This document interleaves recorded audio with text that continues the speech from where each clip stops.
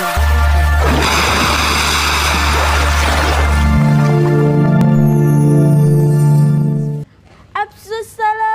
bainakum.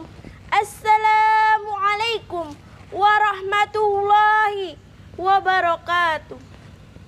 Innal hamdalillah nahmaduhu wa nasta'inuhu wa nastaghfir wa na'udzu billahi min syururi anfusina wa min sayyiati a'malina. May yahdihillahu fala mudhillalah wa may yudhlil fala hadiyalah. Asyhadu an la ilaha illallah wa asyhadu anna Muhammadan abduhu wa rasuluh.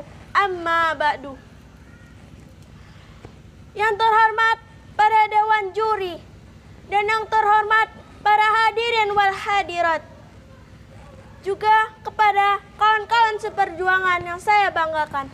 Semoga kita selalu dalam lindungan Allah Subhanahu wa taala. Para hadirin wal hadirat, tidak lupa kita bersyukur kepada Allah Subhanahu wa taala yang telah memberikan kita kenikmatan, nikmat sehat, nikmat hidayah, dan nikmat iman, sehingga kita bisa berkumpul di tempat yang insya Allah dirahmatinya. Salawat serta salam kepada Habibina wa Syafi'ina wa Maulana Muhammad sallallahu alaihi wasallam. Saya di sini akan memberikan sedikit pidato yang insya Allah bermanfaat dunia dan akhirat. Yang bertema meraih cahaya Islam bersama Al-Quran. Para hadirin wal hadirat rahimakumullah. Tahukah kalian bahwa pada zaman ini banyak umat Islam yang melupakan Al-Quran, meninggalkan ibadahnya karena mereka sibuk dengan gadgetnya, mereka sibuk dengan pekerjaannya, sehingga mereka lalai dengan ibadahnya. Padahal membaca Al-Quran bisa mendapatkan banyak pahala daripada digunakan bermain gadget. Rasulullah Shallallahu Alaihi Wasallam bersabda, sebaik-baik ibadah umatku adalah membaca Al-Quran. Hadis riwayat Baihaqi. Membaca Al-Quran adalah suatu ibadah yang memiliki banyak keutamaan apabila kita membacanya. Apalagi kita membacanya pada saat bulan Ramadan, bulan yang penuh berkah.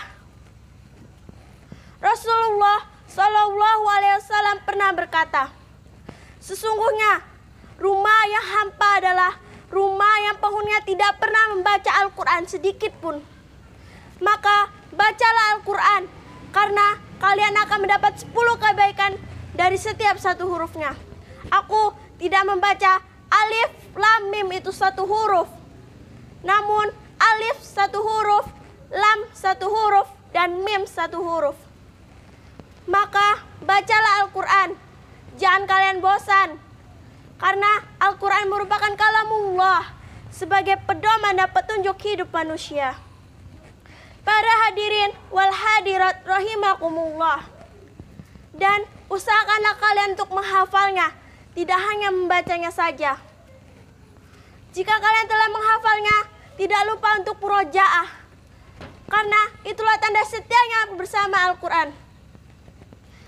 Jika kalian melupakan ayat-ayat yang telah kalian hafal, maka sesungguhnya kalian berdosa. Ulang-ulanglah terus hafalan itu agar kalian tidak berdosa. Membaca Al-Quran lebih utama daripada zikir, tapi janganlah kalian jadikan Al-Quran sebagai alasan, karena Al-Quran lebih utama daripada zikir untuk kalian malas berzikir. Para hadirin wal hadirat rahimakumullah, kita bisa sholat, zikir, puasa, dan ibadah lainnya berasal dari Al-Quran yang kemudian ditafsirkan dan perkataan-perkataan Nabi dihadiskan.